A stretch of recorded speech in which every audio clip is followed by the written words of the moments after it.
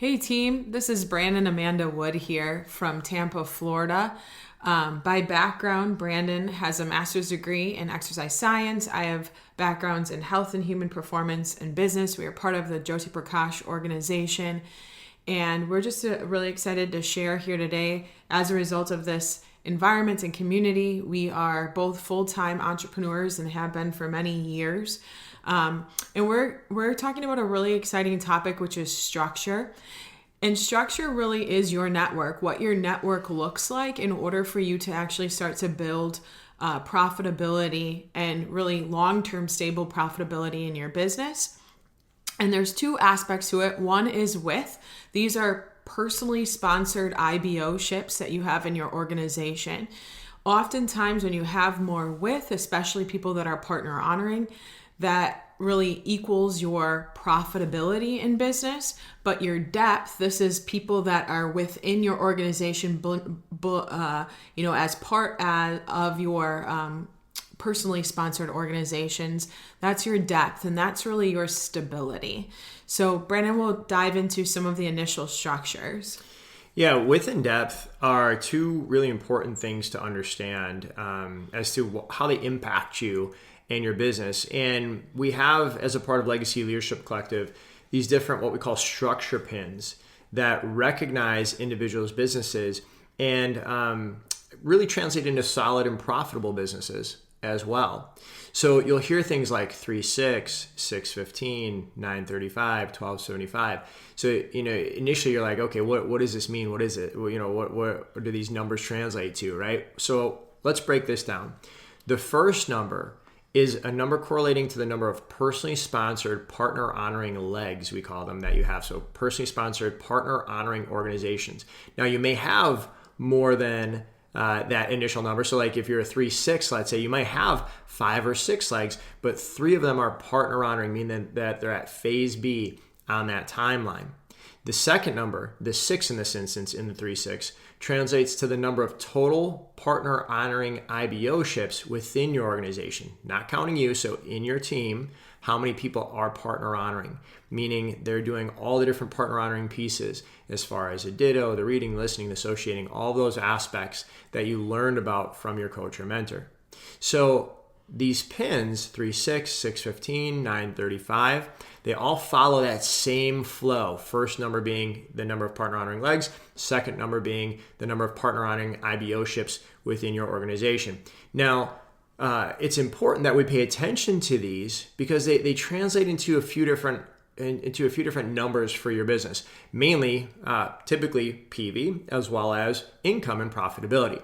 Now, nothing is guaranteed. We can't tell you that exactly if you hit 3-6 or 6-15, your PV is going to be a certain amount and you're going to make a certain amount of money. But we have some general guidelines where we know that somebody that has a certain amount of PV, we don't know how profitable they are, but if they have a certain amount of PV with structure, well, then we get a kind of an idea of what that would look like for them. You see, you could be 7,500 PV with one leg, and you're not going to be very profitable compared to somebody that is 7,500 PV that has 9 partner honoring legs or a 935 business. The income is going to be very different between those two individuals. So if we pursue the proper structure, what we find is that starts to translate then into PV and profitability for you as well. So why is structure important? Why should you pay attention to these metrics, and how do they translate into profitability for your business? Well, we know this, that if you have a certain amount of partner honoring IBOs, okay, that inherently means that there's a certain amount of volume rolling through your business. And if you have that combination of width and depth, you have the width, like Amanda said, that translates to the profitability, but then you also have the depth, which gives you that stability as well. You see, you could go 7,500 PV and have 75 legs all at 100 PV. But if one leg, for whatever reason, has an issue and disappears on you, well, now you're no longer at 7,500 PV, right? Whereas if you have, let's say, a 935 business and you have the 7,500 PV through that organization, well, now you have a lot more stability because there's depth within those organizations, those legs that you're helping grow. Now they're more likely to continue to qualify at certain levels of business, at certain PV levels, as a result of the structure that you've helped them start to create.